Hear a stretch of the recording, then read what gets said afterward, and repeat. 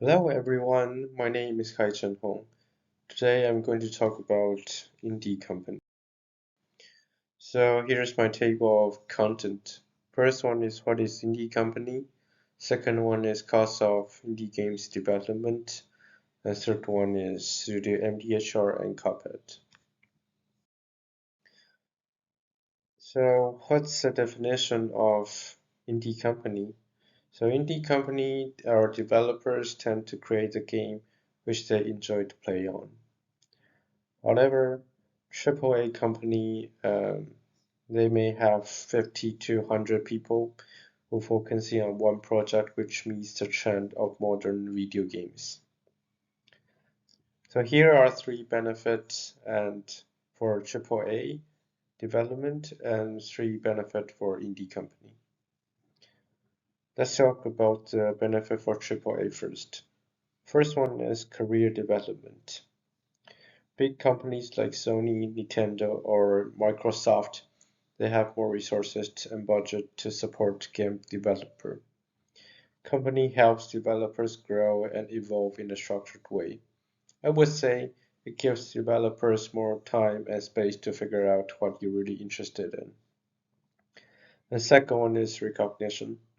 When a developer is capable of joining a successful project, it is a proof that you have the talent of contributing something to the team. When the game is published with high sales numbers, you'll get recognition from your friends, family, or the industry. Third one is long-term resources. This means company has enough budget to support developer to do some adjustments during open data or after game publishment. According to players' opinion and feedback, most of the AAA games provide minor or major updates for years. Here are three indie games company benefits. First one is less development stress. Unlike 3A developers stressing out because of strict deadlines or expectations from fans or a fellow developer, in any company you can work on the project as little or as often as you want.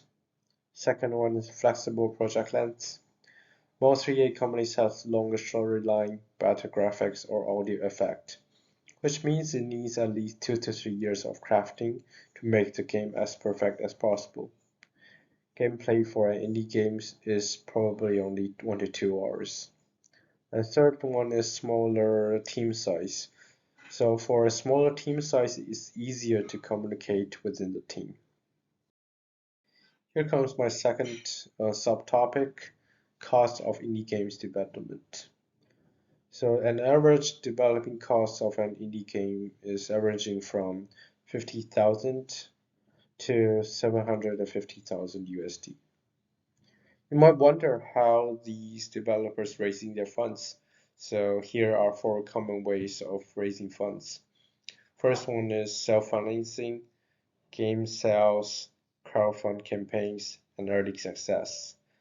So for example, renowned Hollow Knight, which is on the picture on the PPT, raised 57,000 Australian dollars during their successful crowdfunding campaign.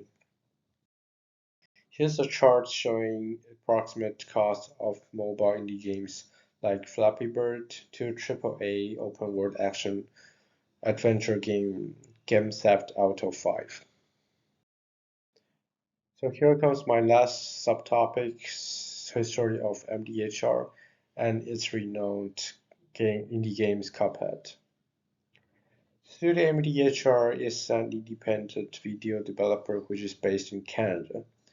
The founders are Chad and Jared Moldenhauer.